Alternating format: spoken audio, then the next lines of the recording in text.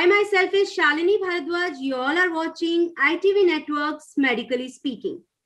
So today we are going to discuss about glaucoma.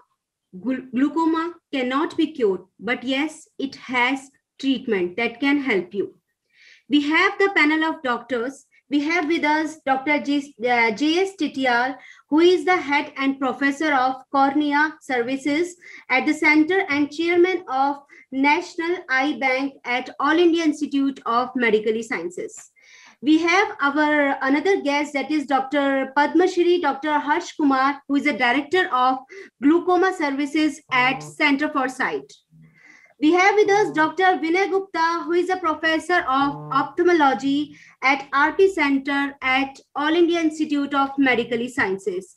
So welcome to our panel, sir. My first question goes to Dr. Harsh. Sir, what exactly is glaucoma? Shalini, should we answer in Hindi, English, or you want a mixture of both the things? English, sir. But okay. English will also work, sir.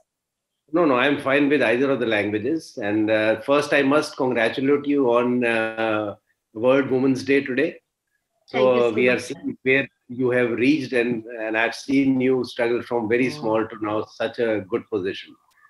And the second thing is that Dr. Titial had got the Padma Shri before me, so I will just connect that. So we have two Padma Shri doctors, Dr. Padma Shri, Dr. Harsh, and Dr. Titial. Dr. Vinay will soon get the Nobel Prize for because let's hope so and pray. Okay, now let us start with the seriousness. Yes, what the glaucoma is a dangerous disease in the sense that we call it the silent thief. What happens in glaucoma is it's a group of diseases in which the pressure of the eye rises. And once the pressure of the eye rises, it damages the optic nerve behind. And that is the nerve which actually takes all the vision, collects all the vision from both the eyes and takes it to our brain. And soon, slowly, this nerve starts dying. The biggest problem is that the people do not even realize, and it is not only for our country, which you might think that, okay, we don't have so many literate people. Even in USA, by the time a person realizes that he has glaucoma, 50% of the people have lost 90% of their sight. So it is an extremely dangerous disease. Okay, Shalini.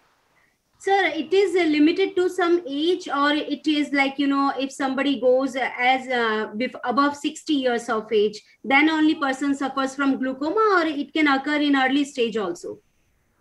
Well, actually, Dr. Vinay is a specialist in children's glaucoma, and he's operating 1 month, 2 month, 2-year-old children also.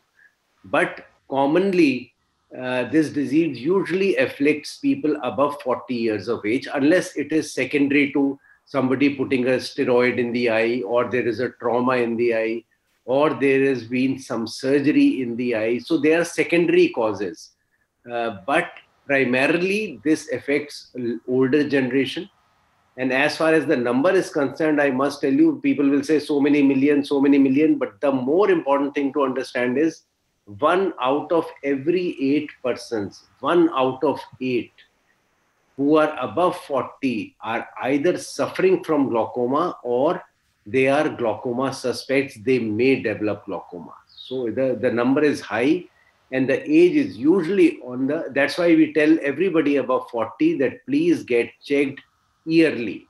And luckily now we have so many corporate checkups and all, and so we are able to detect more people. Dr. Vinay Gupta, as you are seeing, 1 year, 2-year-old children, sir, is it a congenital disorder also? Prenatal, something is linked to it? Yes, there are many children, at least in our country, who develop glaucoma at birth or soon after birth, within a year or so. So they are called neonatal glaucomas when they are born with glaucoma, or they are called infantile glaucomas when glaucoma happens at 3 months or 4 months of age. So these children can be picked up very early because they have got large eyes, large looking eyes. They have watering of their eyes. Their parents also say sometimes that there is a whitish opacity in the eyes. So they are able to, so therefore the parents themselves come to know. But if the doctor who has delivered the child can open the eyes and see the child, then they can refer these children early to the specialist. Although they are rare, not so common, but out of every 3,000 children born, at least 1 or 2 will have congenital glaucoma in our country. So therefore, it is important that we should be able to detect it early and treat it early and prevent blindness in these children. So not only in children, it can also occur in the juvenile adolescent age group. That means 14, 15-year-olds can develop it, or 20, 30-year-olds can develop it, and that is called juvenile glaucoma. So both of these kinds are primary glaucomas. Both of them have got some hereditary component to it. And the ideal thing is to be able to pick them up early and treat them early. So it can be said the treatment can help, but it can be cured in young age. It has cure.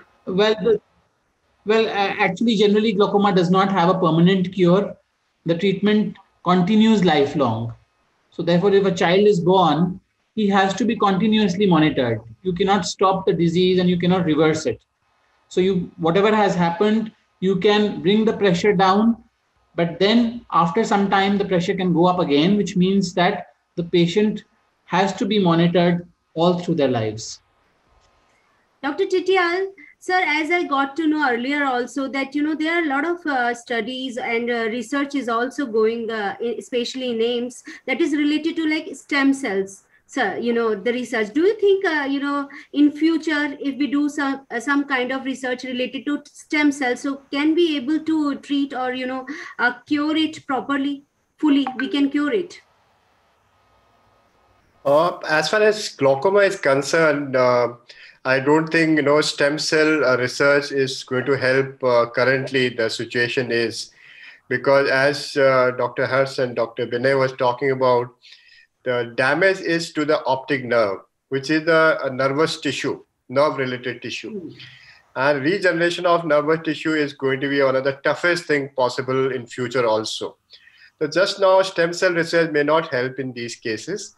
Yes, future is definitely there. If not stem cell, genetic studies and some sort of gene therapy might be a better option for these glaucoma patients, especially the congenital variety. Sir, in other countries, are they doing some kind of, gene therapies or something like that? I think, Dr. Binay can answer this particular part of question, and because he is one person who is doing a lot of research in glaucoma field. So I request Binay if he has some answer on this. Dr. Vinay, yes, sir, in other countries, are they doing some kind of gene therapies or they are doing some kind of studies or research work? Yes, so basically they have done gene therapy in animal models. So those genes where it is known that this gene can cause glaucoma, they first induce that mutation in the animal, and then they correct the mutation through gene therapy in the animal model. So at least in the animal model, they have been able to successfully induce a cure through gene therapy. But whether this can also lead to a human gene therapy trials, obviously it is going to take a very long time. So at the moment, yes, in the animal model it has been achieved, and hopefully they are trying that they could be able to correct the abnormal genes in humans at a later stage. Sir, are we doing such trials in AIIMS also? Well, currently not yet. Not yet. We have not done any such trials in AIIMS because first we have to establish animal models and do these therapies in animals, and then probably later on at some point of time when we are confident enough, then we could look for. The other thing important is for gene therapy, you have to identify the genes that are responsible for the disease. And in glaucoma, only 30% of the cases have known genes. In the rest of the 70%, we don't even know what is the gene that is causing the disease. So unless we identify the genes, we cannot correct the disease. Dr. Harsh, sir, what causes glaucoma basically? So, Shalini, first, I would just like to digress a little bit from the question. I just want to tell this, and I think both my friends would agree on this, that a lot of people in our country are misusing this stem cell therapy, where actually at this current status, as you have already heard from both of them, nothing is available. So I just want to warn the people that if somebody is promising you a stem cell therapy and so that something good will come out of it, I don't think that is likely to happen. So please let them know that. That's very important, sir, because we have stem cell banks also, you know. Yeah, at least for the eye part as of now, I don't think there is any current therapy available, and a lot of people are doing it. Oh, and the most of the people who are caught are those who are already blind, or they pretty much can't see anything, and they are willing to shell out any amount of money. So I really want to warn them that that please be careful. This is not something which is, I think anything like that somebody suggests to you, should go to AIIMS and make sure that what that person is saying is right or not. I heard it, sir. That is why I asked. Right. No, that's very relevant. I think, Shalini, that this kind of message must go out clearly to the public so that they are not fooled by people who are more like con men than doctors. So what was the question, Shalini? The one, I'm sorry, I got... Basically, sir, what causes glaucoma? Okay, so basically like Dr. Vinay was telling you that there is a genetic problem over there, so that normally what happens in the eye, there is an area from which the water is made, which we call aqueous, which percolates through the whole eye, and then it goes out of small holes. Now, due to certain genetic modification, these holes keep closing. So by the age of 40, 45, 50, these holes become less and less open and the water starts collecting in the eye. And then this causes pressure on the optic nerve. Now the same damage to these holes which are going out can be because of surgery or because of trauma, like I told you, or it could be also because of the use of steroids, which is very, very common. And we must highlight again that please, all of us see people, children who are gone blind because what is happening? They have a slight allergy. There is a lot of redness. Parents are very bothered. Their eyes are red. It is watering. What is this happening? They go to a doctor. He prescribes them steroids for a very short time. But now what happens? The allergy becomes okay. The parents go back. Next time they don't want to spend the money to go to the doctor. They start putting the same drop of steroids again.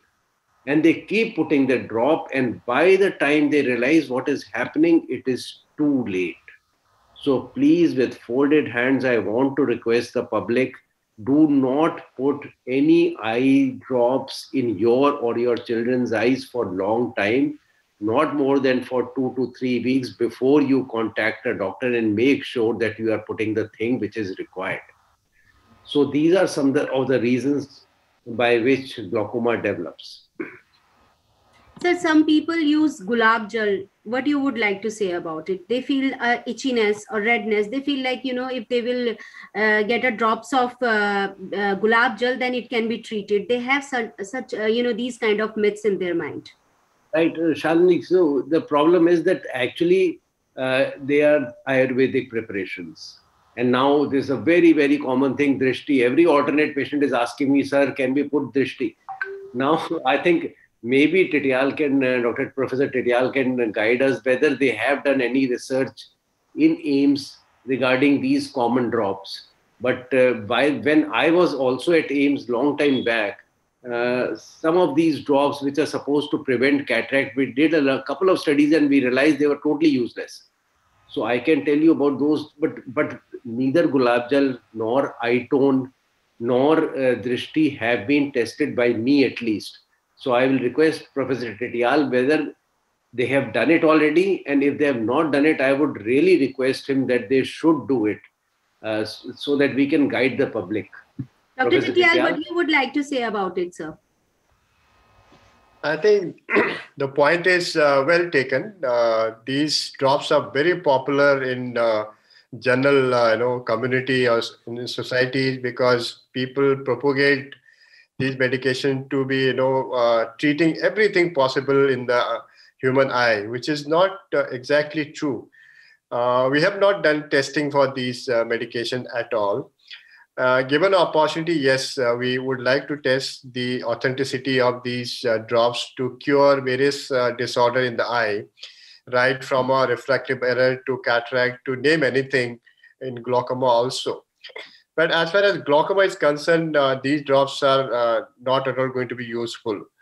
Gulab gel is very commonly used by people. And if it is used for like an artificial tear, it may be all right if it is freshly prepared. What happens, these people keep these preparation for a very, very long time, and they get infected itself. And that can cause infection, sometimes allergies, and it can cause a serious eye damage also. So unless people know that for what purpose these medication has been prescribed by general practitioners, I'm pretty sure no ophthalmologist will prescribe these medications knowing that they don't have any effect in the eye. So yes, definitely, if people say these medications have an effect, we would definitely like to test in future, especially Drishti, which is being propagated to cure everything possible in the eye. And there has been no such research to prove that also. So if people say that, they should have a research to prove that it's really effective. Dr. Vinay, sir, have you seen such case studies in your OPD? Parents are using such drops for their children, because if I would say that almost 95%, except medical professionals, most of the cases parents use such drops. And if I talk about myself also, in childhood, I also used to get these eye drops if I am feeling itchy. So it's very something which is very suspicious that we don't have any research and people are using such drops from so long. Yeah, I mean, such drops which are available over the counter, one has to be very careful, I mean, if you're using them once or twice, it's okay. But if you're using them for long periods of time, then obviously there could be problems. But apart from these drops, there are other drops also, like steroid drops, they are also available over the counter. So when the eye is extremely itchy, some parents just go to the pharmacist and get steroid drops for their children. There are some kind of capsules also, as much as I remember, which are easily available over the counter. Yeah, there used to be. I mean, there used to be tetracycline ointment that used to come in the capsule form. So those were also used earlier. So I mean, in India, a lot of drugs are available over the counter. So it is very easy for the parents to go and then buy them because they're cheap also, and then put them in their child's eye. Once or twice is okay, but if they continue to do it for a long period, especially if they are steroids, then they can cause glaucoma. And as Dr. Harsh said, if it happens in a child, it is very difficult sometimes to cure this glaucoma, and the child can go blind. And we see many, many such children who have gone blind because in both eyes, actually, And just because the parents were not careful, the pharmacist was not careful, sometimes the ophthalmologist gave the drops and the parents kept putting it again and again without consulting him again. So all of these things, one has to be very careful. I mean, one should consult an ophthalmologist, a qualified ophthalmologist, before one puts any drops in their child's eyes, basically. Dr. Harsh, sir, what are the symptoms of glaucoma? Now, this is the most tricky thing, because like we said, that glaucoma cannot be easily detected and the person doesn't realize because there are hardly any symptoms. So there are two types of glaucoma: angle closure and open angle. So in angle closure glaucoma, the patient actually gets an attack in which there is a lot of redness, pain, watering, and he rushes to the doctor, so he is caught. But unfortunately, even now, angle closures, most of them are presenting in the silent way. So what basically happens is that the pressure starts going up and we do not realize at all. But what you should be careful about is that if you were able to see something in the night and now you're not able to see that clearly, if your distant vision is getting blurred, if you are getting headaches, if in the evening you see colored halos around bulbs, and if a very important thing is that if you are after 40 years of age, everybody gets near vision correction. So they'll get plus 0.5 spectacles for reading purpose. Now, what happens in glaucoma is that this number changes very, very fast. So for a normal person, he from plus 0.5, he'll go to plus 1 after, say, maybe 2 years, 3 years. But this person, he'll be shocked and he says, what is happening? Every 6 months, every 3 months, 6 months, I'm changing my reading glasses to higher numbers. So this is another very small thing that can be caught, and early glaucoma can be caught. And yes, when glaucoma becomes more advanced, the people will come in with what complaints? That a car hit me from the side, I didn't see it. Or when I'm driving, there's an area which I can't see at all because your tunnel, your field of vision, the फैलाव of नजर, जो तुम पूरी नजर तुम्हारी जो फैलाव है वो कम होके सिकुड़ जाता है. So you end up with a tunnel vision, and but that's too late a stage. Sir, what is the latest technology which is available for the treatment of this problem? Well, the latest technology, obviously we have, unfortunately, we don't have many surgical procedures they have come up, but not many of them are successful. But the lucky part is that a lot of new medications are coming up. And that is why the number of surgeries actually have gone down drastically all over the world. So newer and newer molecules of drugs are now available. There was a time when only 2 drugs like pilocarpine and beta blockers were available to us in the country. And we are lucky that I must congratulate the government of India that they have really made available medication which is available anywhere in the world is also available in India. And that definitely is an advancement. But as far as yes, surgically, there are many, many new things which are coming up, like minimally invasive glaucoma surgery, stents, valves, and we all are doing those things. But then they are for very, very advanced situations. But for the common man, yes, the newer drugs are a big hope. That's really good, sir. Dr. Vinay, sir, I was reading one article today that there is a new mobile app can help people diagnose with glaucoma. What you would like to say about it? These apps which are available. Yeah, so these apps, actually, you just enter your data, you enter it's like a risk calculator. So it will give you what is your risk of developing glaucoma. So if you put your information, but a lot of this information has to be put by the doctor, because it includes things like pressure of your eye. It includes the corneal thickness. It includes what degree of myopia you have. So actually, the patient cannot do this. I mean, this information he has to get from his doctor, and then he can put this information, and then it is going to tell that particular person what is his risk of developing glaucoma. Another important thing that is missed out is the family history. Especially those who have a family history of glaucoma have to be very careful, because the incidence of glaucoma is almost 10 times higher in those who have a family history of glaucoma.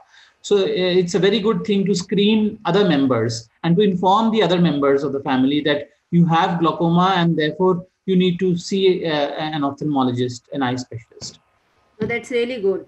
Dr. Chittial, sir, I just got to know that, some specialists are saying that around 1.2 crore people in India are affected by glaucoma, and approx 5 lakh patients are from Telangana. Sir, what can be the reason that, a particular state is getting so many patients? What can be the reason behind it?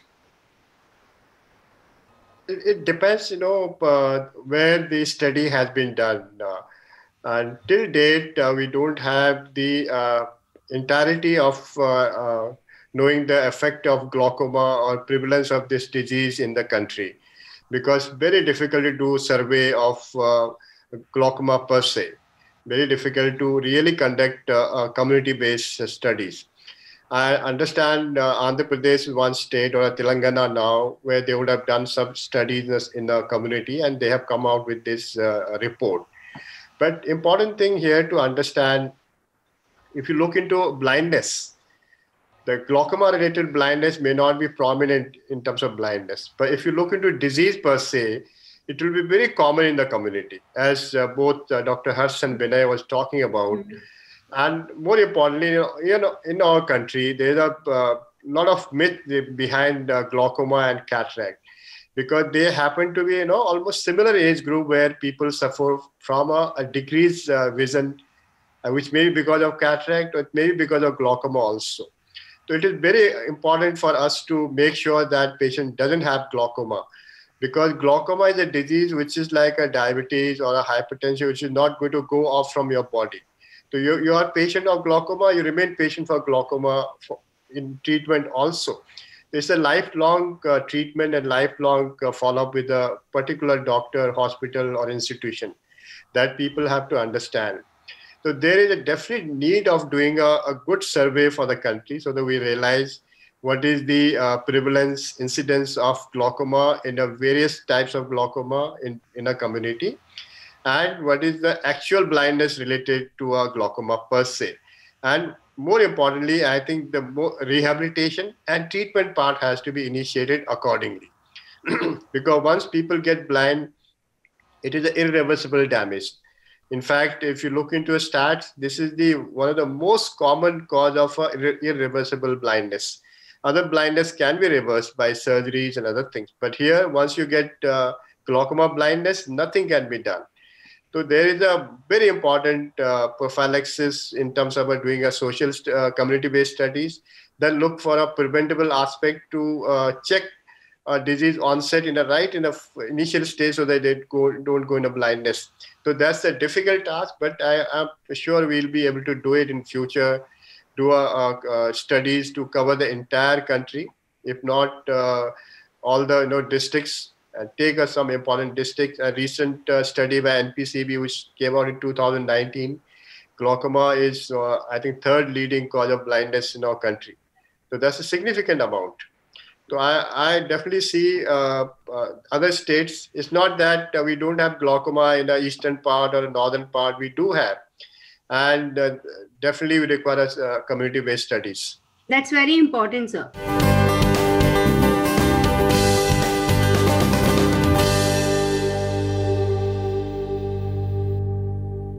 For more such videos, subscribe to the NewsX YouTube channel, hit the bell icon.